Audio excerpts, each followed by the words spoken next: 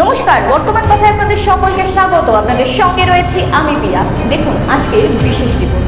আপনি কি একজন বইপ্রেমী, কিংবা আপনি কি বই পড়তে ভালোবাসেন কিন্তু আপনার পছন্দ মতো বই কোথা থেকে ক্রয় করবেন ভাবছেন?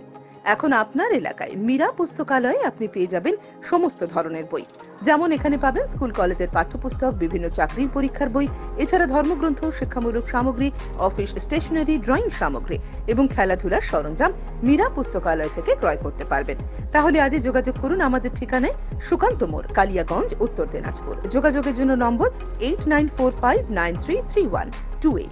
फिर से कल रोड शो की भव्यता के बाद आज एक बार फिर से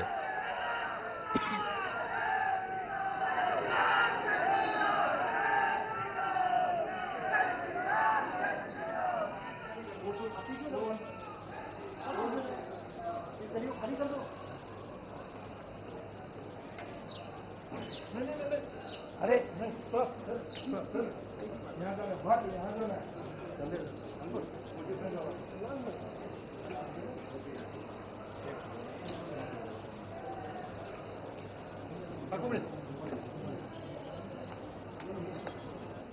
तो आप ये सीधी तस्वीरें देख रहे थे कलेक्ट्रेट से, काशी के कलेक्ट्रेट से, जहां पर नामांकन की प्रक्रिया जो है उसकी शुरुआत हो चुकी है। अश्विनी मिश्रा और शैलेंद्र मिश्र हमारे साथ जुड़े हुए हैं वहां काशी से।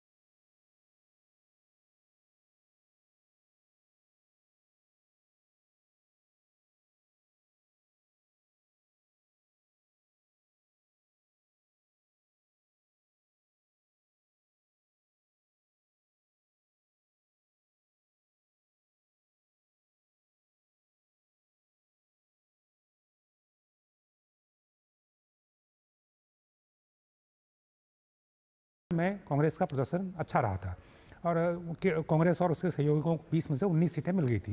लेकिन सवाल यह है कि इस प्रकार जब इस बार दोबारा लड़ रहे हैं, क्या वो चमत्कार दोबारा होगा वहाँ पे या नहीं होगा, तो ये भी एक महत्वपूर्ण प्रश्न है। तो मुझे लगता है कि जब ये नतीजे आएंगे तो उससे काफ़ी हद तक चीज़ें साफ होंगी और ये देखना होगा कि राहुल गांधी अपनी सीट जीतने के साथ का केरल में भी कांग्रेस के प्रदर्शन को पिछली बार की तरह बेहतर बना पाते हैं या नहीं बना पाते हैं। बिल्कुल, हम यहाँ तस्वीरें लगातार दिखा रहे हैं जहाँ प्रधानमंत्री अपना तीसरी बार नामांकन भरने के लिए कलेक्ट्रेट ऑफिस पहुँच चुके हैं और एक बार फिर वहाँ पर नारों के बीच में वो वहाँ पहुँचे और अभिनंदन उन्होंने स्वीकार किया वाराणसी वासियों का। और यहाँ पर प्रधानमंत्री मोदी के नॉमिनेशन में शामिल होने के लिए हम देख रहे हैं कि देश भर से दिग्गज नेताओं का जमावड़ा वहाँ पर लग रहा है। मदन मोहन जयराज जी, जिस तरह से लगातार ये बात हो रही है कि एनडीए की एकजुटता को लेकर या उनके शक्ति प्रदर्शन को लेकर, किस तरह से आप देखते हैं इन तस्वीरों को भी, जब तमाम नेता वहाँ पहुँचते नजर आते हैं? योगी आदित्यनाथ को भी हम देखते हैं, लगातार हमने कल देखा रथ पे मौजूद थे। लगातार ये बात भी की जा रही है, प्रधानमंत्री भी बात को कहते हैं कि डबल इंजन की सरकार है जो आपके राज्य को और ज़्यादा वो बूस्ट देगी और उसको विकास के पथ पर आएगी। और उसी तरह से यहाँ पर जब एनडीए के जब पूरा कुनबा इकट्ठा होता है नॉमिनेशन प्रोसेस के लिए, तो वो भी कहीं ना कहीं बेहद महत्वपूर्ण संदेश देता नजर आता है। हमने हमेशा देखा है कि जब भी प्रधानमंत्री मोदी कोई काम करते हैं तो उसे बड़ी भव्यता के साथ करते हैं और काफ़ी तैयारी के साथ करते हैं, पूरी प्लानिंग के साथ करते हैं। तो दूसरी बात यह है कि जब प्रधानमंत्री का नॉमिनेशन हो रहा है तो ऐसे में एक स्वाभाविक है कि जो बीजेपी के बड़े नेता वहाँ पर मौजूद रहें और लोगों का भी, चूँकि एक लोकप्रिय नेता हैं तो पब्लिक का भी बहुत प्यार उनके साथ है, तो लोग भी काफ़ी तादाद में आसपास इकट्ठे रहते हैं, उनकी एक झलक देखने के लिए वहाँ पे मौजूद रहते हैं। इसके अलावा जहाँ तक एनडीए के घटक दलों की बात है कि जैसे कि मैंने कहा कि जिस प्रकार 2014 से बीजेपी अपने सहयोगियों को लगातार अपने साथ बनाए हुए है, उनको साथ लेकर चल रही है, ज़रूरत नहीं होने के बावजूद चल रही है।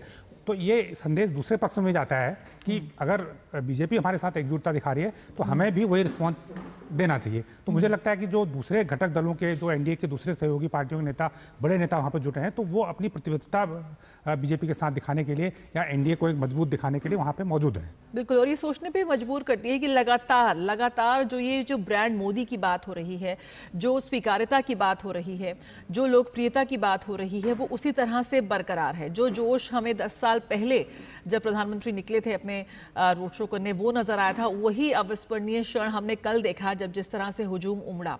और इस बात का भी खास तौर पर प्रधानमंत्री हमेशा से ध्यान देते हैं जब वो बात करते हैं कि सबका विकास, सबका साथ। तो हमने देखा किस तरह से रोड शो में अलग अलग जो हमने देखा कि विभिन्न समाज के विभिन्न समूहों की ओर से, वर्गों की ओर से हमने पार्टिसिपेशन देखा। हमारे संवाददाता हमारे साथ जुड़े हुए हैं जो कल मौजूद रहे, जिनकी तस्वीरें हमने देखी रोड शो के समय। अश्विनी, जिस तरह से लगातार ये बात होती है कि जब भी प्रधानमंत्री की स्वीकार्यता की बात हो, कि लोकप्रियता की बात हो, तो यहाँ पर समान रूप से समाज के विभिन्न वर्गों के बीच, चाहे छोटे हों, बड़े हों, बूढ़े हों, या विभिन्न समुदाय से आने वाले लोगों में एक रूपता से वो दिखती है। और कल भी उसकी एक झलक हमने देखी। अलग अलग वहाँ पर समुदाय से लोग पहुँचे हुए थे वहाँ साथ देने और प्रधानमंत्री की इस यात्रा में उनका साथ देने के लिए, हिस्सा बनने के लिए। और आज भी कुछ ऐसी ही तस्वीरें हम देख रहे हैं। अश्विनी, आपको मेरी आवाज आ रही है? निश्चित तौर से अगर देखें तो प्रधानमंत्री नरेंद्र मोदी का कल का जो रोड शो था उस तरीके से था कि पूरा का पूरा पूर्वांचल और पूरा का पूरा ये क्षेत्र जो है उभर पड़ा था। काशी के लोग सराखों पर बैठाए थे। सबसे बड़ी बात यह है कि हर हर महादेव की इस नगरी में हर हर मोदी के अगर नारे लगते हैं, ये विरले नेताओं को ऐसा सौभाग्य मिला है। प्रधानमंत्री नरेंद्र मोदी यहाँ पहुँच चुके हैं डीएम कार्यालय में नामांकन अपना दाखिल करने के लिए। एनडीए के सभी घटक दलों के जितने प्रमुख नेता हैं वो यहाँ पर मौजूद हैं। मुख्यमंत्री योगी आदित्यनाथ मौजूद हैं, रक्षा मंत्री राजनाथ सिंह मौजूद हैं, केंद्रीय गृह मंत्री अमित शाह मौजूद हैं और साथ ही साथ एनडीए के सभी राजनीतिक दलों के लगभग मुखिया, उत्तर प्रदेश के सभी जो गठबंधन में शामिल हैं वो नेता भी यहाँ पर मौजूद हैं।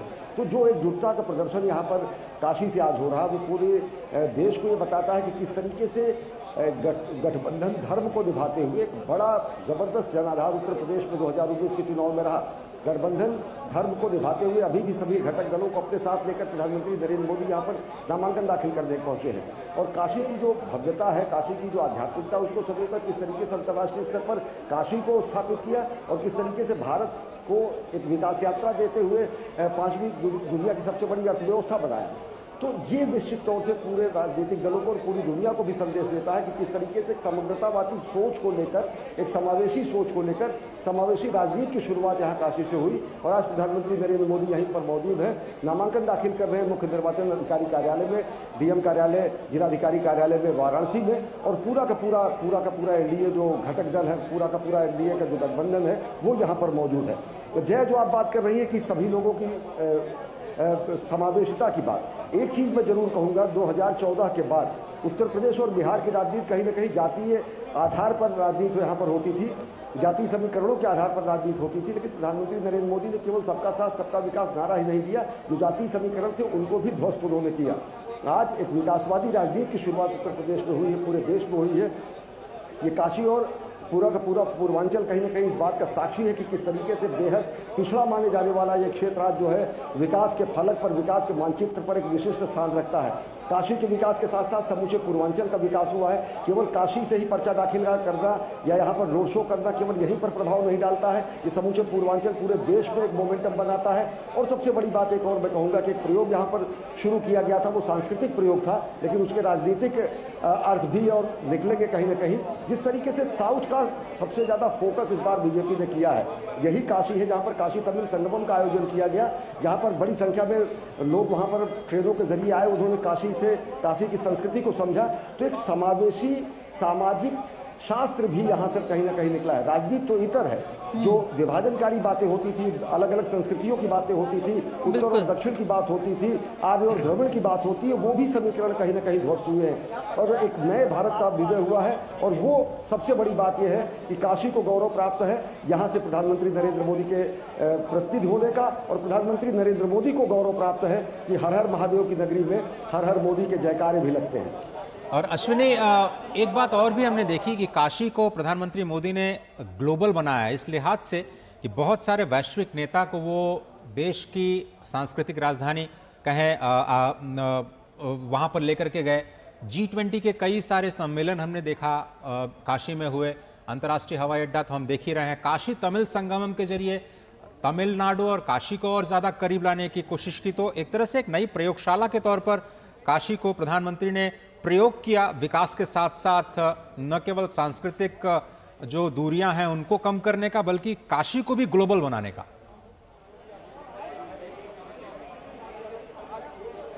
काशी को ग्लोबल बनाने का और भारतीय संस्कृति को भी ग्लोबल बनाने का। काशी कोई भी विदेशी पर्यटक आता था वो फतेहपुर सीकरी, आगरा घूमकर चला जाता था, लेकिन आज अगर देखें तो उत्तर प्रदेश के पर्यटन मानचित्र पर सबसे ऊपर अगर कहीं भगवान श्री राम का अयोध्या का राम मंदिर में लोगों का आकर्षण का केंद्र है, तो दूसरा स्थान कहीं ना कहीं काशी का है। इससे ज़्यादा सैलानी आज के 10 साल पहले गोवा जाया करते थे, दूसरी जगहों पर जाया करते थे, वो एक्सप्लोर करते थे। तो धार्मिक पर्यटन ही नहीं, धार्मिक जिसको कहते हैं स्वाभिमान के भाव को का जागृत होना भी कहीं ना कहीं राजनीतिक रूप से देखता है, वो जनादेश में भी देखता है। काशी की गलियां जो सक्रिय होती थी, काशी मंदिर, विश्वनाथ मंदिर जाने के लिए जो लोगों को लंबी लंबी लाइनें लगानी पड़ती थी, तांता लगना पड़ रहा था, जो गंगा जी और भगवान विश्वनाथ के बीच में अवरोध पैदा हुए थे, एक कॉरिडोर बना के और तकरीबन वहाँ पर 40 से ज़्यादा मंदिरों को जीर्णोद्धार करके गंगा को गंगाधर से मिलाने का कार्य अगर किसी ने किया है तो प्रधानमंत्री नरेंद्र मोदी ने किया है। और भूरी भूरी प्रशंसा काशी की जनता करती है, उत्तर प्रदेश की जनता करती है, यहाँ आने वाले लोग करते हैं। काशी के अगर देखें आज के 10 साल पहले सड़कों पर जो है अब वो कहावत में नहीं कहूँगा, लेकिन सांड घूमा करते थे। यहाँ कहा जाता था कि सांड और सन्यासी सड़कों पर बहुत आए तो आपको दिखेंगे, लेकिन आज काशी का सौंदर्यीकरण हुआ, वो भी काशी की मूल आत्मा को सजोकर। और सबसे बड़ी बात ये जो है वो ये है कि प्रधानमंत्री नरेंद्र मोदी को तीसरी बार वो आज यहाँ पर पहुँचे हैं नामांकन करने के लिए। पहली बार जब 2014 में उन्होंने नामांकन किया था तो उन्होंने बड़ोदरा से भी नामांकन किया था, और काशी से भी जब जीते थे तो बड़ोदरा की सीट उन्होंने छोड़ दी थी। 2019 में उन्होंने काशी को ही चुना और उसके बाद यहाँ किसी अन्य क्षेत्र पर नामांकन नहीं किया। आज फिर तीसरी बार प्रधानमंत्री नरेंद्र मोदी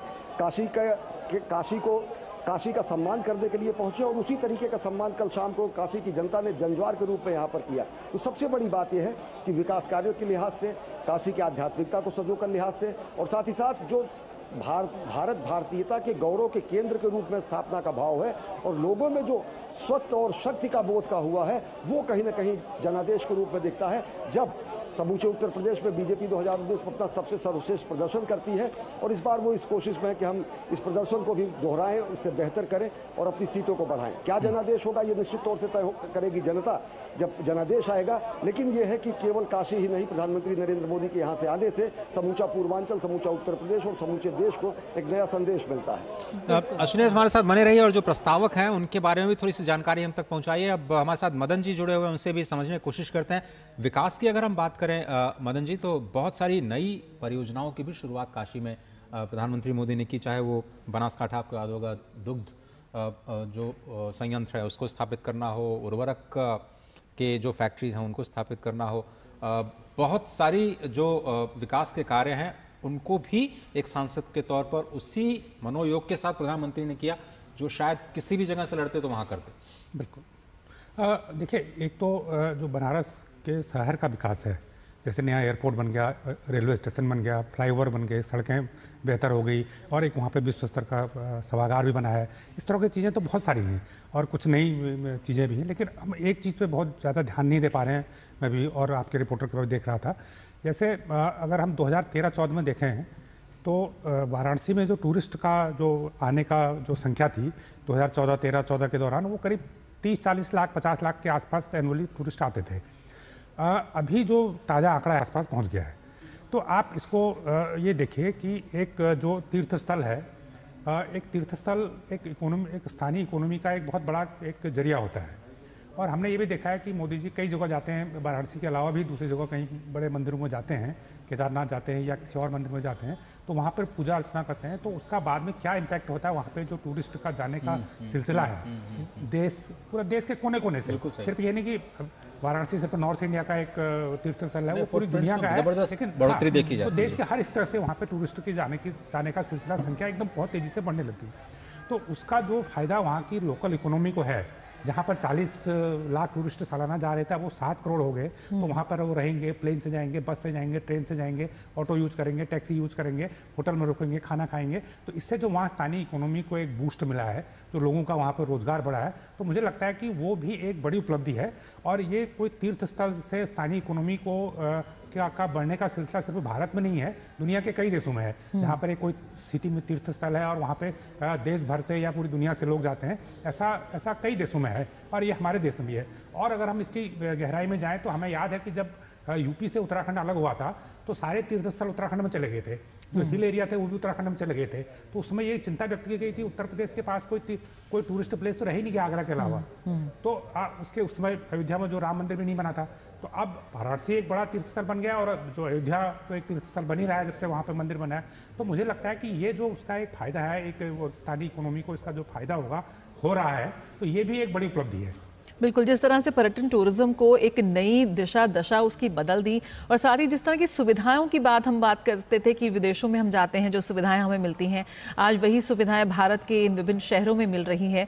जो हमारे संवाददाता इस वक्त बता रहे थे, जब हम स्वीकार्यता और लोकप्रियता की बात कर रहे थे कि विभिन्न वर्गों में का जुड़ाव जो है प्रधानमंत्री के साथ, किस तरह से देखते हैं जो एक राजनीति में जो एक बड़ा बदलाव, आज वो विभाजनकारी राजनीति को छोड़कर मुद्दों की बात हो रही है, विकास की बात हो रही है, रोजगार की बात हो रही है। विभिन्न जातिगत वोटर्स की जगह पर यहाँ पर एक नया वर्ग निकल कर आया, हम कह सकते हैं एक लाभार्थी वर्ग, जो कि एक बड़ा वोट बैंक है। बिल्कुल। देखिए, कुछ ये एक आप इसका बीजेपी का अगर हम देखें तो बीजेपी ने हमेशा एक तो जो जन कल्याणकारी योजना है वो निचले तबके को ध्यान में रखते हुए बनाई है, ताकि जो वास्तव में जरूरतमंद है उसको सीधे योजनाओं का लाभ पहुंचे। दूसरा, बीजेपी ने उनका लगातार, सरकार ने उनका लगातार फॉलोअप किया है, क्या वो लाभ उन तक पहुंच रहा है, नहीं पहुंच रहा है। क्योंकि ये भी एक बड़ी चुनौती थी कि योजनाएं तो आ रही हैं, कागज पर आ रही हैं, लेकिन जमीन पर पहुंच रही हैं कि नहीं। लेकिन जो डीबीटी होता है, जिसमें पैसा डायरेक्ट अकाउंट में जाता है, या जहां पर आधार का यूज होता है कि बगैर अंगूठा लगाए आपको राशन नहीं मिलेगा, तो इससे बड़ा फायदा हुआ है। इससे जो मिसयूज उसका होता था वो करीब बहुत कम रह गया, नहीं के बराबर रह गया। मुझे लगता है कि 1-8% रह गया, वो तो रह गया मुझे लगता है। नहीं तो कभी किसी ज़माने में ये तक कहा जाता था कि 15% ही लोगों के पास पहुंचता है, 85% नहीं पहुंच पाता है, वो दलालों के पास पहुंच जाता है या उसका मिसयूज हो जाता है। लेकिन आज वो चीज़ आईटी के इस्तेमाल से वो चीज़ ख़त्म हो गई है। तो जो लाभार्थी है, हमेशा लाभार्थी से बीजेपी ने संवाद किया है। प्रधानमंत्री खुद कई मौक़ों पर संवाद करते हैं, वो अपने मन की बात में भी लाभार्थी से कई बार बात करते हैं। तो लाभार्थी को उन्होंने अपने एक वोट बैंक में भी बदला है। तो जो लाभार्थी है, जिसको सीधे लाभ पहुंचा है, वो आज बीजेपी का समर्थक भी है और वो वोट भी करता है। तो मुझे लगता है कि ये इसमें कोई बुराई नहीं है, एक अच्छी बात है कि एक तो यह है कि लाभार्थी को फायदा हो रहा है, दूसरा अगर लाभार्थी को फायदा होगा तो जरूर जिस सरकार की योजनाओं से फायदा होगा तो उसके साथ वो खड़ा होगा। बिल्कुल, यहाँ पर चुनावों में प्रस्तावों की भूमिका बेहद अहम है, और प्रधानमंत्री के जो भी प्रस्तावक रहे हैं पिछले चुनावों में भी, वो भी लगातार चर्चा में रहे और इस बार भी चर्चा में हैं जो भी नाम सामने आ रहे हैं। किस तरह से देखते हैं कि इस चीज़ को भी बहुत ही बारीकी से, यहाँ पर आपने कहा कि प्रधानमंत्री जो भी करते हैं काफ़ी तैयारी के साथ, प्लानिंग के साथ, तो प्रस्तावों को लेकर भी बहुत ही मंथन ये मुझे लगता है होता हुआ दिखता है कि किन किन को चुना जाएगा उस प्रस्तावों के तौर पर। नहीं, मुझे देखिए, हमने बहुत सारे आयोजन देखे, प्रस्तावक का भी देखे हैं पिछले 2 चुनावों में। देखिए, जब पार्लियामेंट हाउस बना तो जिन लोगों ने पार्लियामेंट बनाने में भूमिका निभाई थी, तो उन लोगों को वहाँ पर उनको स्पेशली जिस दिन उद्घाटन हुआ था तो उनको बुलाया गया था। बिल्कुल, हम तस्वीरों भी देख सकते हैं यहाँ पर प्रधानमंत्री का कलेक्ट्रेट ऑफिस से, वाराणसी से यहाँ पर तस्वीरें हम देख पा रहे हैं। गणेश्वर शास्त्री जी, प्रधानमंत्री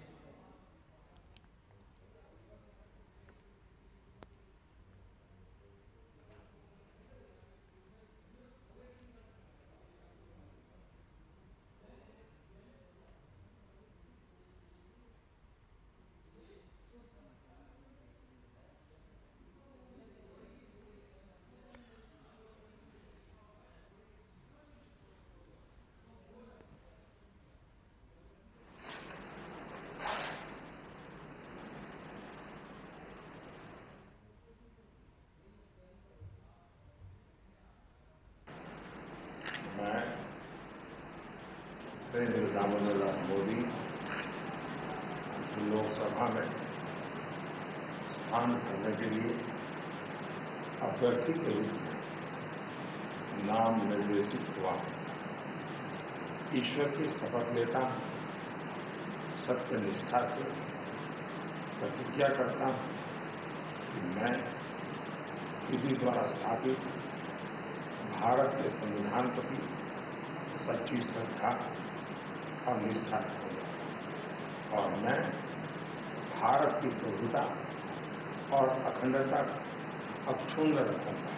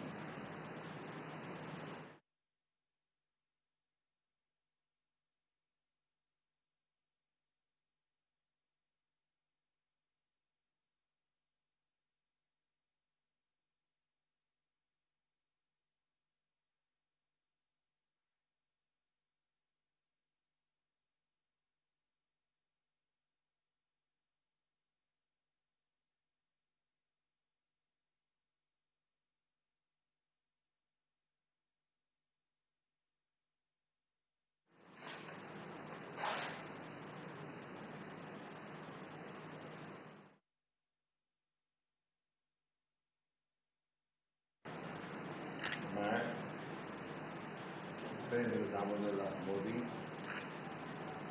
लोकसभा में स्थान करने के लिए अभ्यर्थी के रूप में नाम निर्देशित हुआ। ईश्वर की शपथ लेता हूं, सत्य निष्ठा से प्रतिज्ञा करता हूं कि मैं विधि द्वारा स्थापित भारत के संविधान प्रति सच्ची श्रद्धा और निष्ठा रखूंगा और मैं भारत की प्रभुता और अखंडता अक्षुण्ण रखूंगा।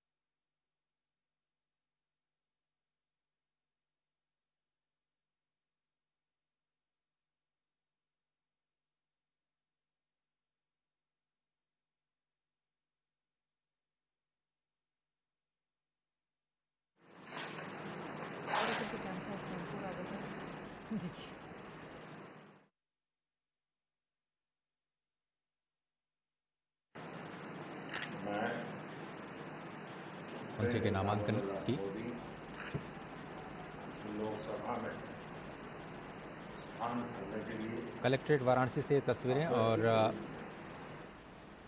तीसरी बार नामांकन दाखिल करते हुए प्रधानमंत्री नरेंद्र मोदी वाराणसी के आज कलेक्ट्रेट पहुंचे हैं और आज वो नामांकन अधिकारी के समक्ष अपना नामांकन दाखिल करते हुए उनके साथ उनके प्रस्तावक के तौर पर गणेश्वर शास्त्री द्रविड़ और बैजनाथ पटेल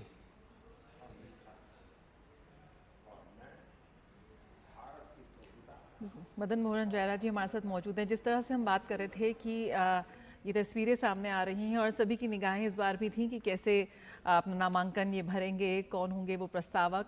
और प्रस्तावक के तौर पर हम इस बार देख रहे हैं कि यहाँ पर जो काफ़ी अहम होते हैं। यहाँ पर पंडित ज्ञानेश्वर शास्त्री जी मौजूद हैं, साथ ही बैजनाथ पटेल जी को भी हम देख रहे हैं, संघ के पुराने और समर्पित कार्यकर्ता वो रहे हैं। तो किस तरह से आप देखते हैं कि ये भी एक यहाँ पे जो संदेश देते नजर आते हैं प्रधानमंत्री अपनी हर एक गतिविधि के साथ?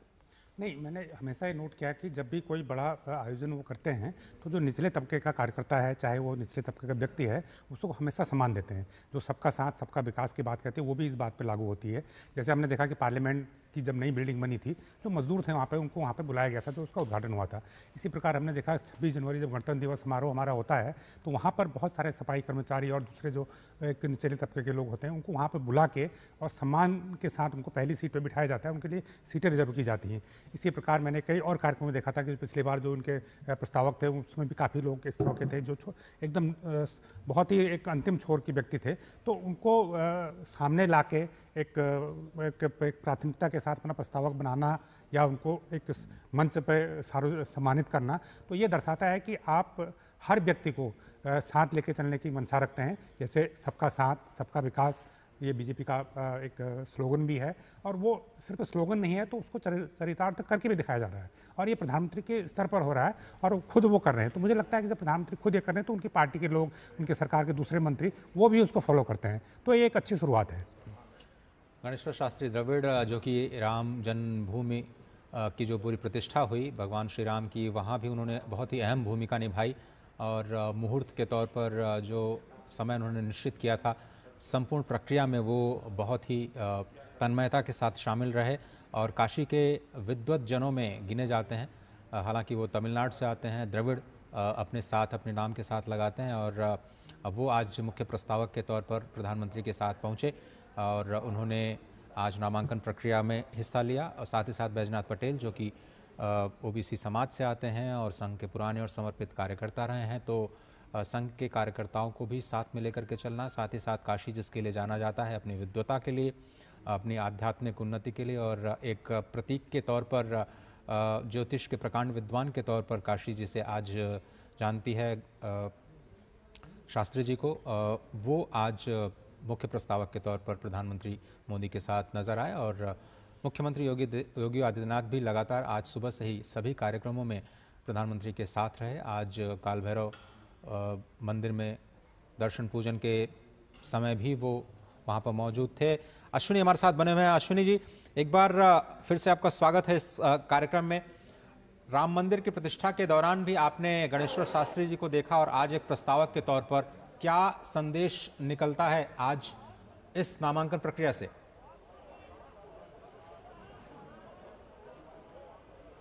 निश्चित तौर से अजय, अगर देखें तो पंडित गणेश्वर शास्त्री द्रविड़ सबसे समादृत और सबसे ज़्यादा बड़े ज्योतिषी और प्रकांड विद्वान माने जाते हैं। समूचे काशी में और समूचे विद्वत परिषद में और समूचे संस्कृत के विद्वानों में इनका विशेष स्थान है।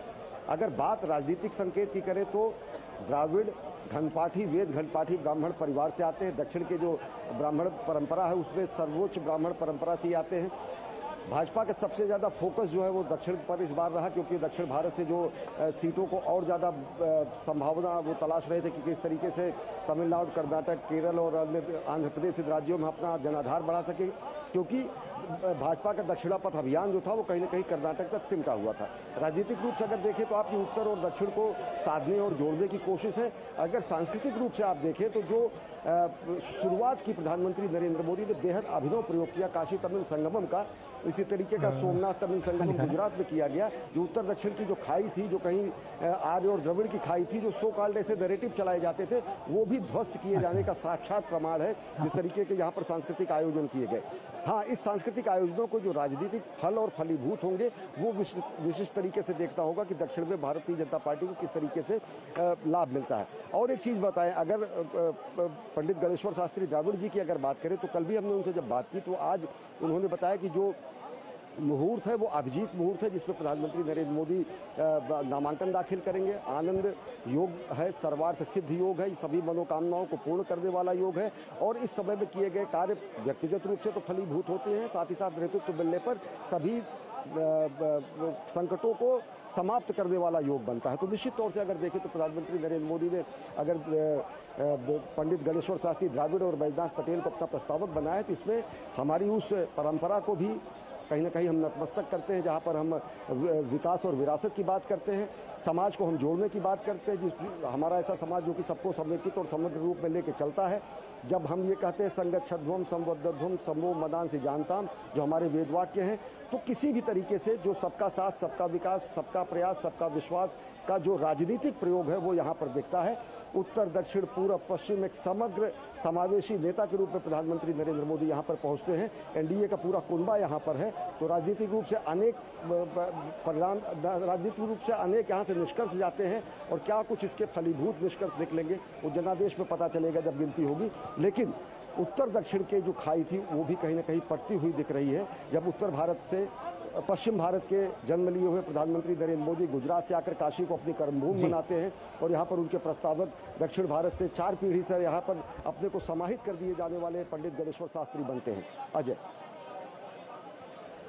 लेकिन अश्विनी, आपको वो तस्वीरें भी याद होंगी जब 2019 के अर्धकुंभ में जब अचानक प्रधानमंत्री ने चरण प्रक्षालन किया और सभी को आश्चर्यचकित कर दिया, निषाद समाज का। और आज देखिए फिर से ओबीसी समाज के बैजनाथ पटेल उनके साथ में हैं। ये जो आपने एक बड़ी बात कही कि विकास तो ठीक है, वो तो हर जगह करते ही हैं, लेकिन सभी जातियों को साध करके एक साथ सबको लेकर के चलना, ये प्रधानमंत्री मोदी की नीति के केंद्र में है, और किसी को भी नाराज नहीं करते, और सभी को उचित सम्मान जो समाज में मिलना चाहिए।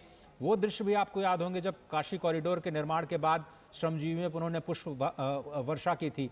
तो ये भी एक उनके व्यक्तित्व को दिखाता है, और शायद जनता भी इस बात को समझ रही है बहुत अच्छी तरीके से कि वो जो पहले केवल जाति की राजनीति होती थी, जातियों को साधना तो सबके साथ, सबका विकास के साथ में पीएम मोदी रखते ही हैं, और उसके साथ साथ विकास के नए मंत्र को लेकर भी आगे चल रहे हैं।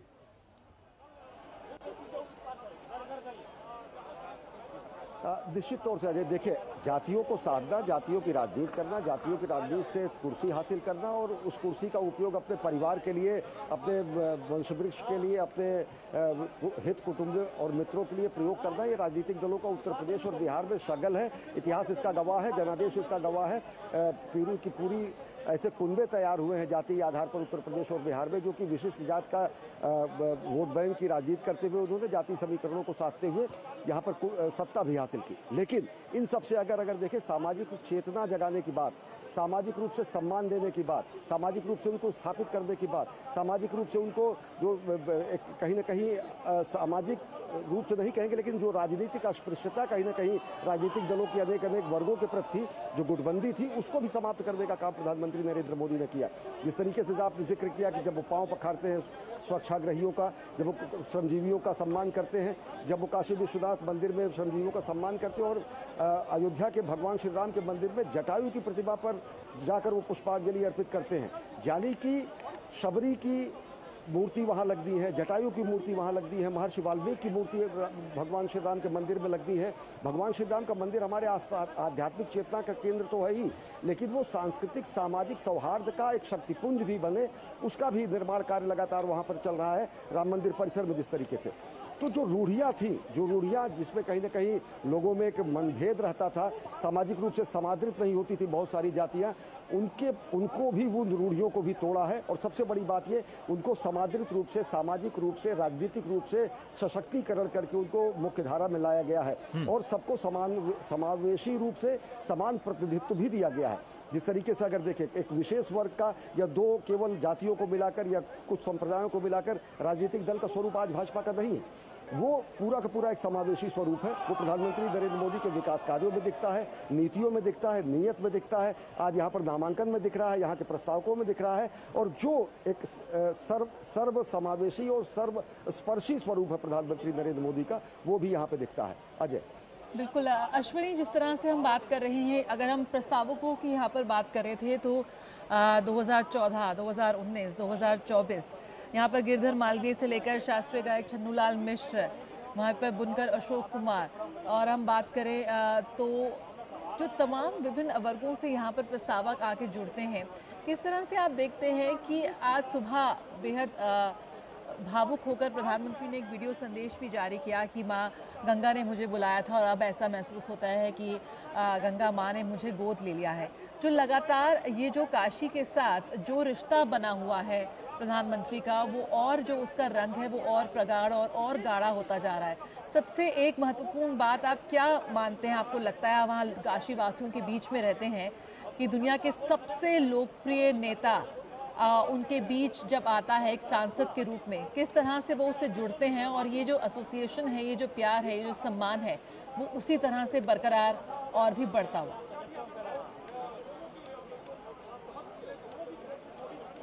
निश्चित तौर से जया, अगर देखें तो दुनिया के सबसे ताकतवर नेता, दुनिया के सबसे बड़े लोकतंत्र का नेता, दुनिया के सबसे बड़े लोकतांत्रिक जो हमारा केंद्र है उसको सांस्कृतिक केंद्र के रूप में काशी को अंतर्राष्ट्रीय स्तर पर स्थापित करने का कार्य, दुनिया के बड़े बड़े नेताओं को काशी ले आने का कार्य, चाहे वो शिंजो अबे को काशी दर्शन और दशाश्वमेध घाट पर गंगा आरती कराने की बात हो, या फिर फ्रेंच राष्ट्रपति इमैनुअल मैक्रा की यहाँ की यात्रा हो, या फिर G20 के दौरान बहुत सारे यहाँ पर कमिटीज़ और उनकी बैठकों का सिलसिला हो।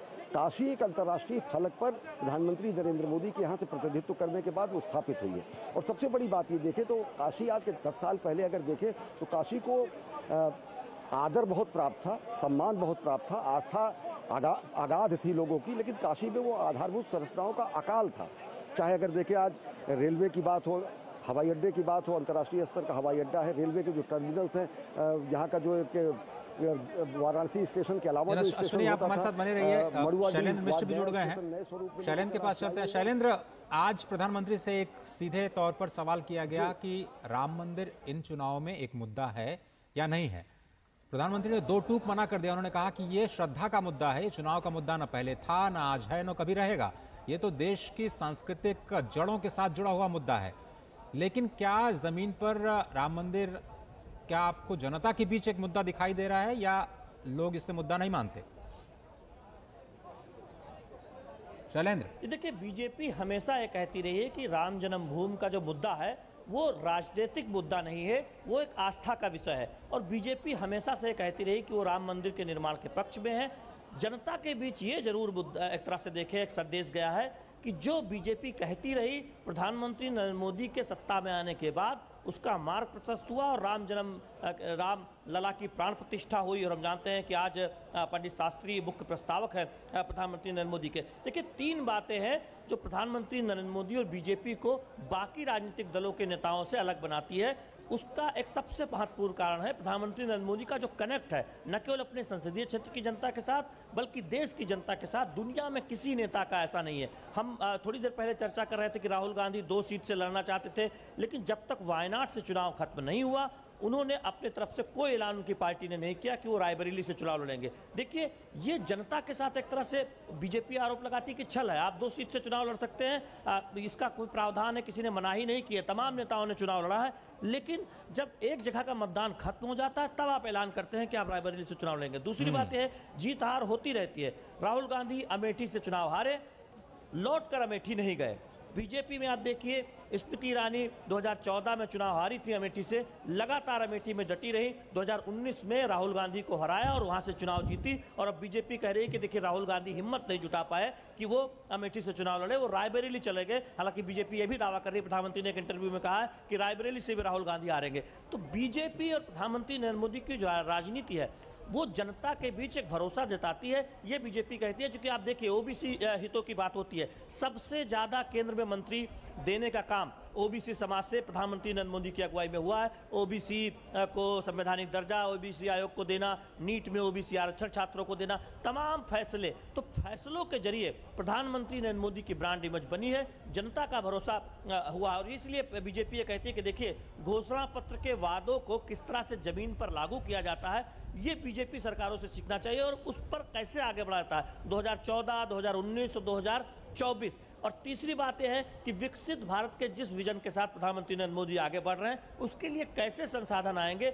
उसकी पूरी एक रूपरेखा सामने रखी जाती है। वहीं दूसरी तरफ विपक्ष के नेता हैं, उनकी पार्टियां हैं, वो कई वादे तो कर देती है लेकिन उसका ब्लूप्रिंट सामने नहीं रखती कि कैसे उन वादों का पूरा किया जाएगा। यही वजह है कि कुछ राज्य सरकारें जो विपक्ष शासित राज्यों की हैं, वो उन पर यह आरोप लगता है कि जो उन्होंने सत्ता में आने के लिए जो कहा था वो पूरा करते हुए दिखाई नहीं देते। तो आज जो ब्रांड मोदी की जो इमेज है, जो वाराणसी में आके हम देखते हैं कि और विराट हो जाती है, उसके तमाम कारण हैं। उसमें सबसे पहला कारण यह है कि प्रधानमंत्री नरेंद्र मोदी की अगुवाई में जनता को लगता है कि बीजेपी जो कहती है वो करती है। और आप देखिए, अनुच्छेद 370, जब बीजेपी उतनी ताकतवर नहीं थी तब भी वो कहती थी कि अनुच्छेद 370 सत्ता में आने पर हटाया जाएगा। हम देख रहे हैं कि देश में अनुच्छेद 370 हट चुका है।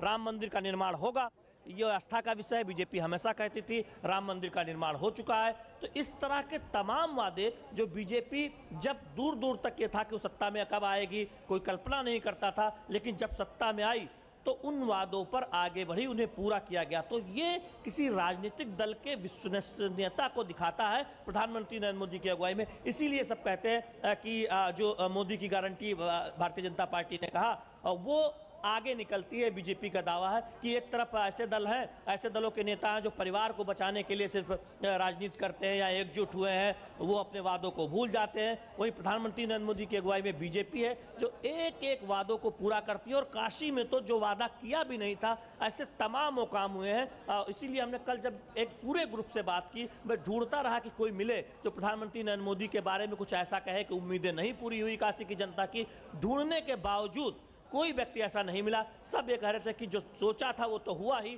जो नहीं सोचा था प्रधानमंत्री नरेंद्र मोदी ने वो भी करके काशी में दिखाया है। तो इस तरह से जनता का शैलेंद्र, आप हमारे साथ बने रहिए। हम जनता की जो आवाज़ है ज़रूर आपके जरिए हम समझने की कोशिश करेंगे। लेकिन मदन जी, 10 साल जो काशी के रहे, देश के लिए तो स्वर्णिम रहे ही, विकास के लिहाज से काशी के लिए भी, जिस तरह से शैलेंद्र बता रहे हैं कि काशी के लिए भी वे स्वर्णिम काल रहे। जिस तरह से किसानों की बात हो, डेयरी संयंत्र की स्थापना हो, जो आईपीडीएस योजना के तहत आज जो उन्होंने वीडियो जारी किया, उसमें जो बिजली के तार, जो खंभे बिल्कुल सड़क पर नजर आते थे, उनको अंडरग्राउंड किया गया 600-700 करोड़ रुपए की योजना के जरिए। आज अगले 5 साल आपको कैसे दिखाई देते हैं? काशी ये मान के चल रही है कि भाई प्रधानमंत्री उनकी अगुवाई करेंगे, और बहुत सारे लोग ये भी मान के चल रहे हैं कि तीसरी बार देश भी नरेंद्र मोदी जी को ही प्रधानमंत्री बनाएगा। तो काशी के लिए अगले 5 साल, देखिए, काशी के लिए अगले 5 साल तो महत्वपूर्ण हैं ही। जैसे अभी हम कह रहे थे कि क्या पीएम ने खुद बोला है कि हमारे लिए प्रधानमंत्री एक चुनावी मुद्दा नहीं है। तो बीजेपी पीएम का अभ्यर्थी के नाम निर्देशित हुआ, ईश्वर की शपथ लेता हूं, सत्य निष्ठा से प्रतिज्ञा करता हूं कि मैं विधि द्वारा स्थापित भारत के संविधान प्रति सच्ची श्रद्धा,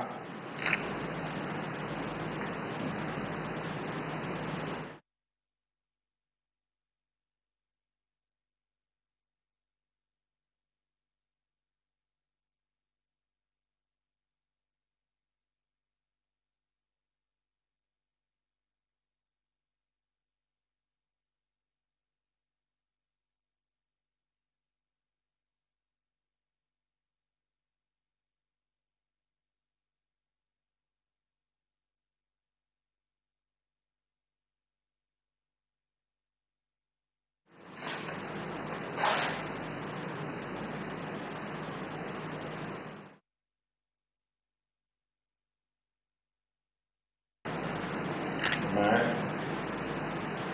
नरेंद्र दामोदर मोदी लोकसभा में स्थान करने के लिए अभ्यर्थी के रूप में नाम निर्देशित हुआ। ईश्वर की शपथ लेता हूं, सत्य निष्ठा से प्रतिज्ञा करता हूं कि मैं विधि द्वारा स्थापित भारत के संविधान प्रति सच्ची श्रद्धा और निष्ठा रखूंगा, और मैं भारत की प्रभुता और अखंडता अक्षुण्ण रखूंगा।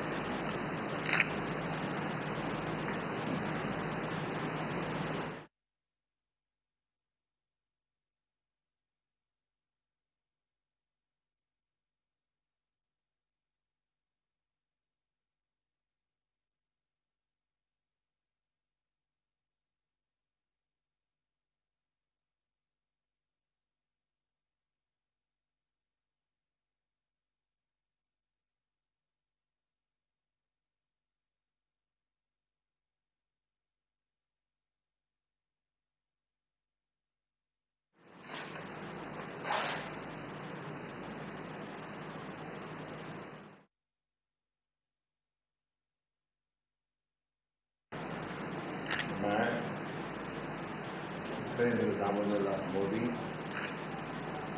लोकसभा में स्थान करने के लिए अभ्यर्थी के रूप में नाम निर्देशित हुआ। ईश्वर की शपथ लेता हूं, सत्य निष्ठा से प्रतिज्ञा करता हूं कि मैं विधि द्वारा स्थापित भारत के संविधान प्रति सच्ची श्रद्धा और निष्ठा रखूंगा और मैं भारत की प्रभुता और अखंडता अक्षुण्ण रखूंगा।